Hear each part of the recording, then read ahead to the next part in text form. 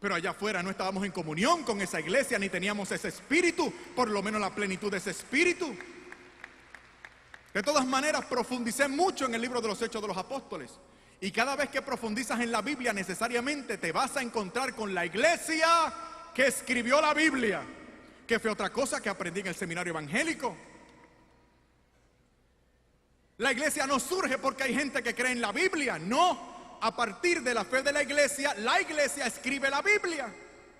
Y me di cuenta que la iglesia que escribió la Biblia era la que los padres de la iglesia señalaban como católica en los primeros 4 siglos de la era cristiana, como San Cipriano en el año 250, Tertuliano en el 197, Agustín en el 397 y Clemente Romano en el año 97 después de Cristo. Clemente Romano era obispo de Roma, interviene en la iglesia de Corinto para resolver un problema, y Clemente Romano se basa y parte de su autoridad como sucesor de Pedro, el obispo de Roma.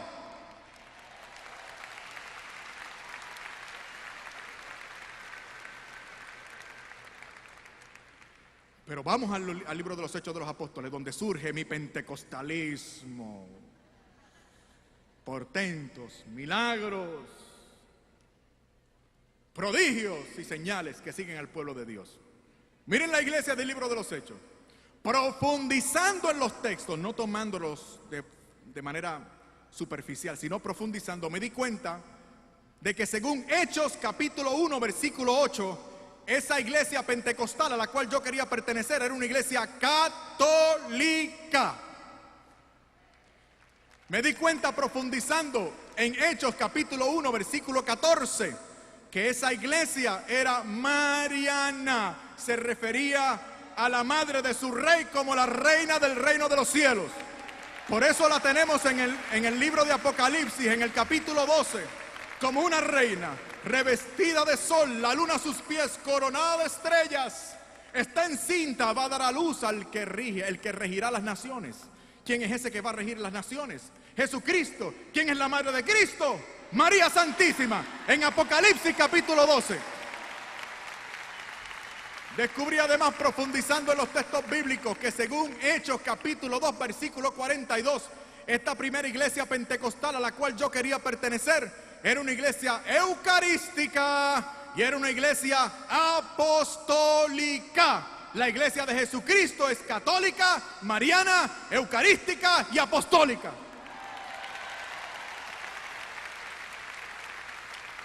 En el capítulo 15 de los Hechos de los Apóstoles, ¿cómo resuelven Bernabé y San Pablo aquel problema de Antioquía con los judaizantes? Descienden a Jerusalén y allá en Jerusalén celebran el primer gran concilio de la iglesia. Y dice en el capítulo 15, versículo 28, Santiago, quien era el obispo de Jerusalén: nos ha parecido bien al Espíritu Santo y a nosotros, porque esta iglesia apostólica habla con la autoridad de Cristo y el poder, la potencia del Espíritu Santo. Por eso lo que diga un sucesor de los apóstoles para mí es palabra de Dios.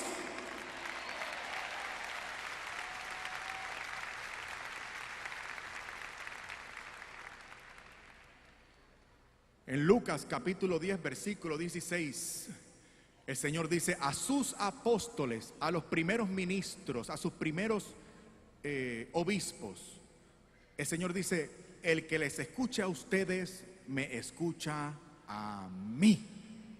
El Señor ha establecido medios para acercarnos a Él. Claro, allá afuera se prefiere otra cosa, línea directa. Sin embargo, el Señor, el que manda, Emmanuel, Dios con nosotros, ha establecido la iglesia y medios de salvación para acercarnos a Él. Esos medios de salvación son los santos sacramentos. En Mateo 28, 19, el Señor dice a sus primeros obispos: vayan y prediquen, no escriban, no, vayan y prediquen este evangelio a todas las gentes. Por eso es que esta iglesia tiene que ser católica, porque es un solo y mismo evangelio a todas las gentes. Dice: enseñándoles lo que yo les he mostrado. ¿Y que es todo lo que el Señor ha mostrado? Tienen que referirse entonces al último versículo del evangelio según San Juan, Dice, muchas otras cosas hizo el Señor, que si fuesen todas puestas por escrito, el mundo no podría sostener los libros que tendrían que ser escritos para contener las enseñanzas, las acciones de Jesús. No todo está en el libro. Hace falta referirse a la iglesia con la plenitud del Espíritu para escuchar, entender toda la revelación. No parte de la revelación, sino toda la revelación. Pero yo creía, se me había enseñado y también lo enseñaba, esta iglesia católica era una iglesia apóstata, porque esta iglesia católica, decía yo, se refería más que nada a la tradición de los hombres y no a la tradición de Dios. Para comenzar, la tradición está prohibida en la Biblia, decía Mateo capítulo 15, denunciaba las tradiciones de los hombres. Sin embargo, descubrí que lo que se habla en Mateo capítulo 15 es una tradición malsana que desvirtuaba el cuarto mandamiento. No obstante, el apóstol en segunda de Tesalonicenses capítulo 2 versículo 15 y primera de Tesalonicenses capítulo 2 versículo 13 alaba la tradición y dice: doy gracias a Dios y les alabo porque ustedes han permanecido fiel en la tradición que han recibido de nosotros, por carta u oralmente. La santa tradición.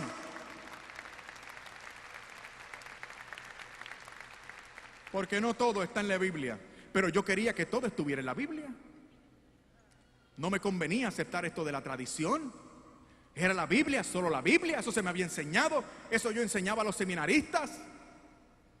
Solo la Biblia. La clase más importante de teología sistemática que yo daba establecía un parámetro para la teología protestante, y el parámetro era la Escritura, la Biblia, y solo la Biblia es norma de doctrina, conducta. La Biblia, solo la Biblia. Pero comencé a buscar en la Biblia dónde estaba eso, y esas palabras no las encontré. Así que fui a donde mi primer profesor de teología, el doctor Ricardo González, y le dije: doctor, ¿podría usted ayudarme? Es que yo he incluido en mi clase de teología lo que usted me enseñó en su clase de teología. ¿Recuerda usted el presupuesto protestante que usted nos enseñó, que decía que la Biblia era la única norma de fe, doctrina y conducta? Hombre, sí, Fernando, lo recuerdo claramente. ¿Podría usted decirme dónde está eso en la Biblia? Y él me respondió: Fernando, yo nunca dije que eso estuviera en la Biblia. Pero ¿cómo va a ser? El presupuesto protestante más importante, del cual deriva toda nuestra doctrina, nuestra fe y nuestras acusaciones a la Iglesia Católica, resulta que no es bíblico. Y me decía: bueno, pero es que hay textos bíblicos que lo infieren. Y le dije: pero ¿cómo que lo infiere? Eso debe ser muchos textos bíblicos que hablen claramente acerca de esa norma nuestra. Y decía: no, pero hay textos que lo infieren. Y yo: pero ¿cómo que lo infieren? Eso mismo le señalamos nosotros a los católicos, que se atienen a textos bíblicos que infieren y no hablan claro. Me dijo: bueno, Fernando, ¿quieres salir de este problema? ¿Quieres encontrar el texto bíblico?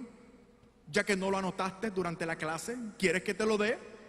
Doctor, por favor, dígame cuál es el texto bíblico sobre el cual fundamentamos ese presupuesto protestante que dice que la Biblia sola basta.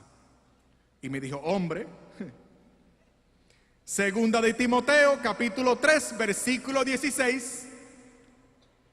Hombre, me acordé. Seguro, doctor, recuerdo el texto.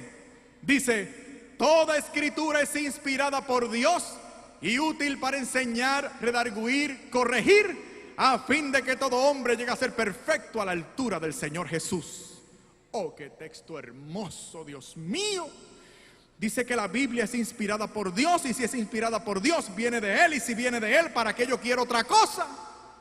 Es verdad que no explicita claramente lo que yo quiero, pero no importa. Lo que yo quiero es un pretexto para no hacerme católico, y esto es maravilloso. escritura inspirada por Dios, viene de Él, para mí es suficiente, nada más.